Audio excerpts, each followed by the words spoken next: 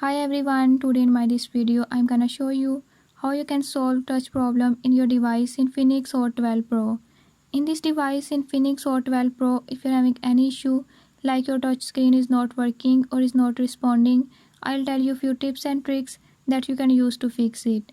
Before I start, if you're new to my channel, don't forget to subscribe and press bell icon. Watch complete video and learn how you can fix it.